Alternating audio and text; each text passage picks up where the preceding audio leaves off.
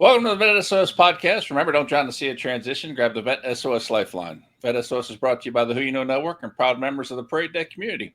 Today, we're sitting down with Kayla Millan from QRF Up. Looking forward to hearing about this organization and how they support the veteran community. Fantastic work they're doing. Very excited to hear more about it. As always, I'm here with Keith. Keith, how you doing today?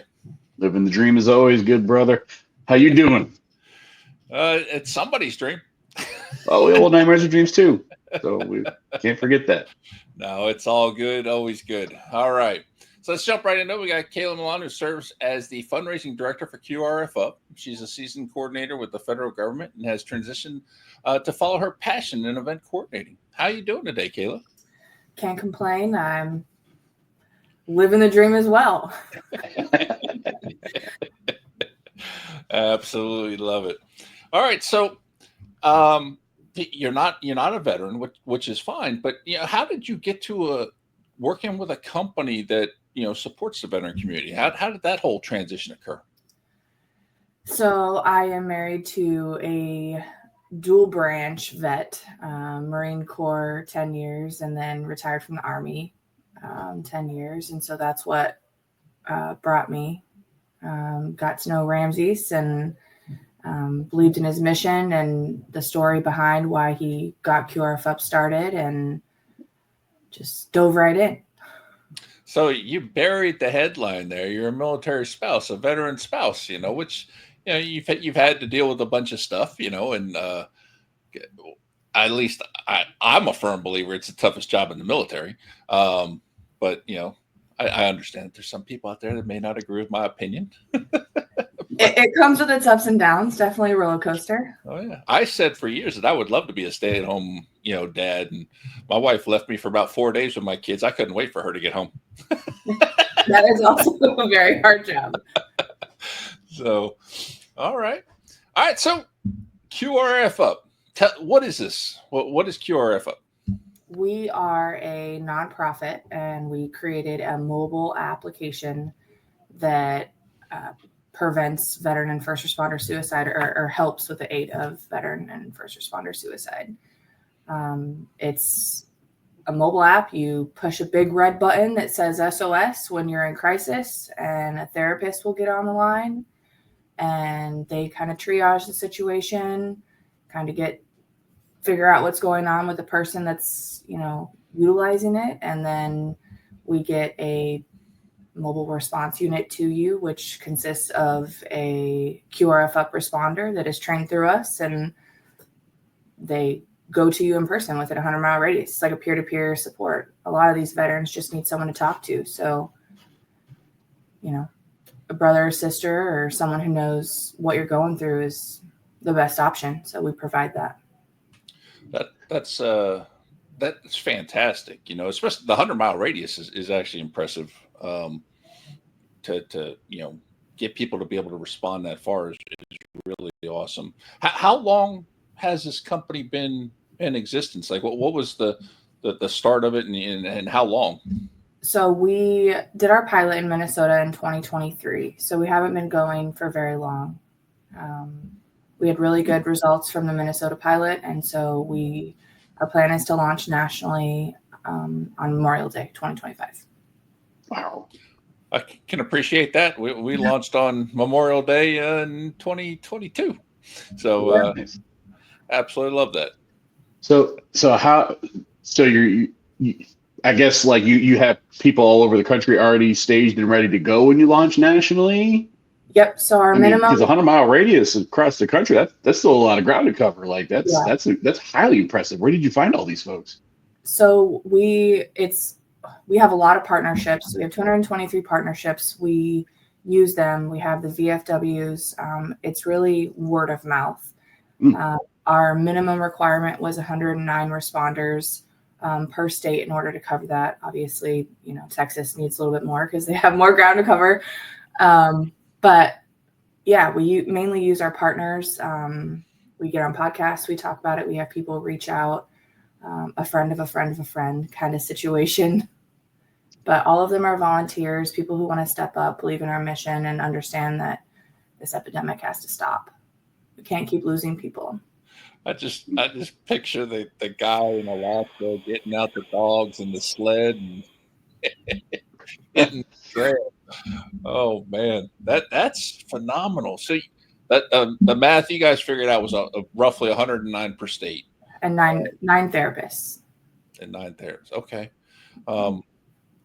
That's interesting. Okay, and so you mentioned partnering with organizations like the VFW, which I mean they're all over the country, right? They're worldwide, which is fantastic. Are there any other like key strategic type partnerships that you guys have been working to really help facilitate this? Yeah, so we understand that a lot of veterans that we've talked to and just have encountered that not everyone heals the same way. And so one of the things that we make sure that we have is different variety of therapies or different varieties of exposure to other things and getting back out into the normal world, because a lot of the problem with our veterans and first responders is once they get out of that career that they What was that? Once they get out of that career, the hardest part is the transition. You know, their world has kept going and they don't know how to get back into it. And so our key partnerships are our spiritual journey retreats that we have. We have Horses Helping Heroes, who does equine therapy. We have All American Heroes Foundation, who gets you on throttle therapy and takes you out into the wilderness and does snowmobiling. Nice. Yeah, and it's awesome. We actually have a trip coming up to Albany on the 5th, so super excited. We have different outfitters that will take you out fishing and hunting, different retreats. We can need counseling for your spouse and you because you're struggling with, relationship issues. And so we understand that our partners is what really brings us all together and creates that community, which is what our veterans and first responders need. That's fantastic. And you're talking about all these snow things, and I'm like, yeah, no, I'm happy here in Jacksonville, Florida. You can have it if you want to go, water skiing, maybe. We have surf therapy.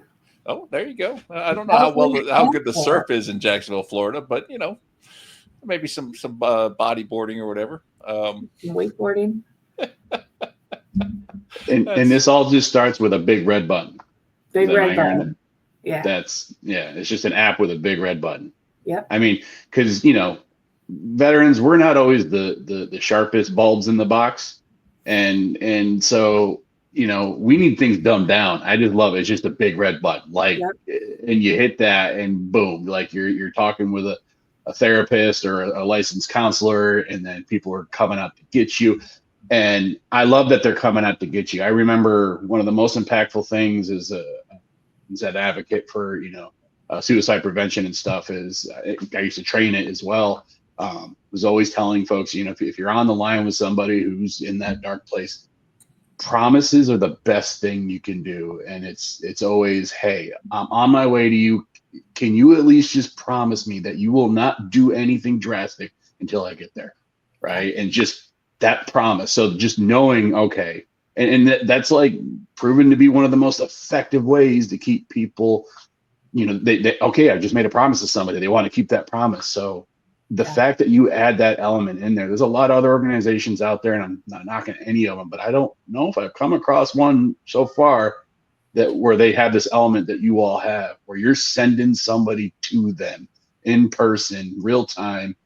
Just sit tight. I'm on my way. And that's huge. That is so amazing. The feeling of being alone is not a good feeling when you're in your dark place. And so having someone be right there with you, getting you out of that darkness into the light that's what we strive for. So.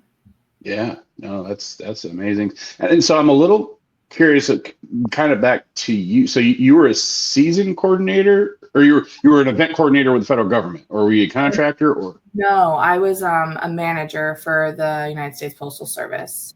Oh, nice. I did that for about 11 years. So okay. different federal world. Yeah, no, totally. Speaking of stress, so how did you go from? I mean, you briefly mentioned it, but I'd like to. I don't know. I'm just more curious. Like, how did you transition from that USPS over to, how did you get connected with QRF Up, and like, how did that all happen? And especially as their fundraiser coordinator. So, stress was the key word. You hit it on the head. I had a little bit of a mental health challenges myself and was really struggling. And so I stepped back from that and just, I needed to find a purpose. I had to find something fulfilling to myself and made me feel good at the end of the day and not just a number to another organization. And so when I got this opportunity, I actually started doing like social media because no one on our team could do that. So I started out with social media and then kind of was like, I really I planned an event. We had our Heroes Appreciation Day last year. And I was like, I really like to do fundraising and the event coordinating that. I love talking with people. I love networking. I love seeing people happy and bringing community together because I'm a firm believer in that you just get people together and it can change your entire mindset.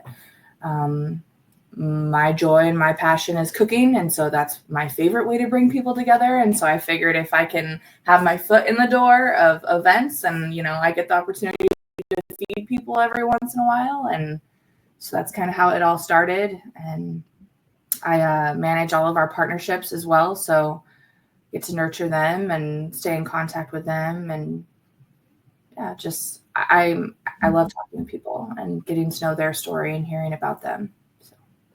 That's the whole time you're talking, I'm thinking, man, we need to steal her away because we don't know how to do social media. We need somebody to help with fundraising, and I love to eat. So I mean, it just sounds like a perfect fit. Yeah, that's my thing. I'd love to feed one person. I want to feed the world one person at a time. So nice. So is there a tie-in with 988? So we are licensed through 988. Oh, so nice. We're a mobile response team for them. We got our license through Minnesota so that we, kind of fall under them, but we're still separate because 988 doesn't work the same exact way we do. Our goal is to have that connection with each individual state. We actually spoke with the founder of 988. She's an amazing woman. Her story is very moving, had me in tears the entire time she was telling it. And so working with her, hopefully we'll be able to move a little bit forward with fundraising. And that's how we're affiliated with them. Different, but affiliated. Was that part of like a wider program that they were trying to do? Or is that just something that, you guys coordinated with them to do? Yeah, it was just something that we coordinated. So we're not like underneath them. It's just we have those rules and the guidelines and like the exposure through them. Okay. Yeah. That makes sense.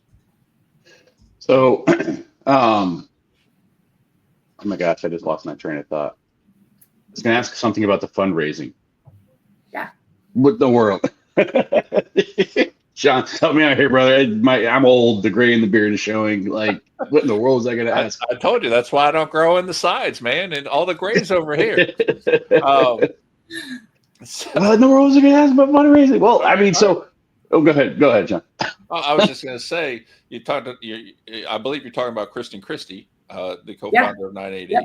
Her story is amazing. She's been on the show, a great friend of the show, and her mission, her story. Absolutely. It is amazing. If you haven't heard it, you can hear the whole thing on one of our shows going back a couple seasons, but the resiliency and what she continues to do, not only for the veteran community, but for the world is just absolutely amazing. And I love every time I see her, there's just this huge hug. Like I love running into Kristen. It's so much fun. And just love the work she's doing. So that's fantastic. Yeah, she's actually coming to our second annual Heroes Appreciation Day in July here in Iowa, and she's going to be speaking for us. So we're bringing her down here, and be good. That's fantastic. So I kind of remember what I still don't have the exact thing I was going to ask, but I remembered something else you had said, and it just made me think too of, the fact that you yourself, were in kind of in a hard place in life, and so you've walked that out. You have that appreciation, which I'm sure feeds into the passion of what you're doing for the organization. And having lived that out, I'm sure makes you more relatable to the folks that that QRF Up is trying to reach out to and seek. So with that said, again, our community tends to be a little stubborn, right? We tend to be a little hard-headed. You've made it as right, yeah, right. And you've made it as simple as possible with a big red button. I can't stress that enough. But I guarantee you, some of us, that big red button, it takes 1,000 pounds of pressure to push it. And we don't have the strength to do that all the time. Like, what would you say to our community that, like, it's hard for us to ask for help sometimes? No pressure there. The big your own experience, maybe even like, I mean, you're like, what did you do to find the courage? I'm telling you, it takes more courage to ask for the help than it does to try to suck it up and drive on, Yeah. I mean, when I finally realized that I needed help, that I couldn't do this on my own, I'll never forget the day, like walking through those doors. I don't think I felt my body. I was completely numb at that point. And, I think the biggest thing that got me through it, and this might not relate to all of our veterans, but was my family that I'm leaving behind, or what I would have left behind. I think the biggest thing is just taking that deep breath and, finding that inner courage, like you called it, and just taking that one step forward and into, for me, the doors that I needed to step into to get that help. And for a veteran's instance, it's just taking that really deep breath, closing your eyes and pushing that button. Like, it's going to be okay. We got you, and you're not alone. I think that is the biggest thing, because I remember when I reached out for help and then talking to all these other people that were going through the same thing I was going to, it is a breath of fresh air to find out my problems are not unique. Like, there's 100 other people that are dealing with this problem, and knowing that there's a light at the end of the tunnel. We're going to get there, and we're going to get there together. I don't think it could be said any better. And that's exactly what we're trying to do down the road here with the online recording platform, is show people they're not alone. There are tons of us that have, all of us are dealing with something, but there are tons of us going through the same things that someone else is going through in one way, shape, or form. And, the help is out here.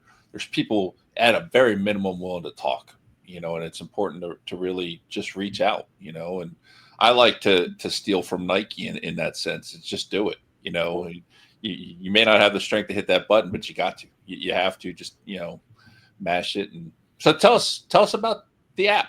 Is it just a simple download? Is there a registration? How's that all work? How do you, if I hit the button, how do you know where to find me? So it is GPS located, and it's very accurate. So you push the red button and it gets your location. Therapist gets on the line first. You can download it on Google. You can download it on Apple Store.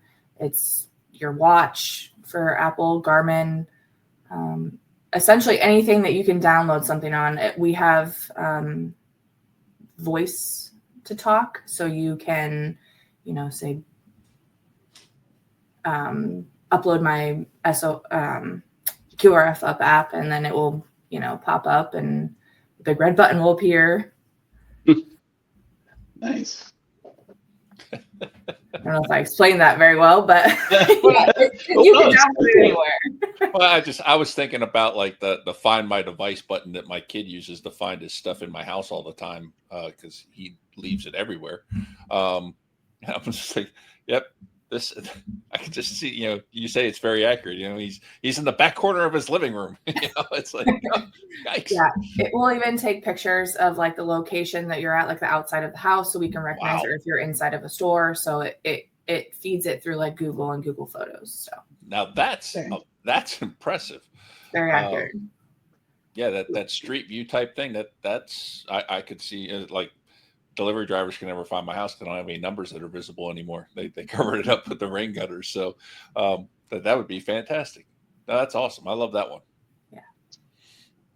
And it's just, I can't get over how simple it is. And I love that aspect to it.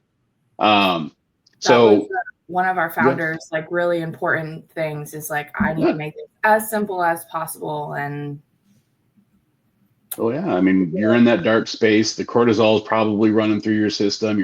Which that basically makes your brain shut down, and you go into it's the whole fight, flight, freeze mode and all that kind of stuff. And so yeah, just having something as simple as a button to just hit, and it makes all these things happen. I mean, it's the easy button from what is the Office Depot or whatever. But we have a landline too for people who don't.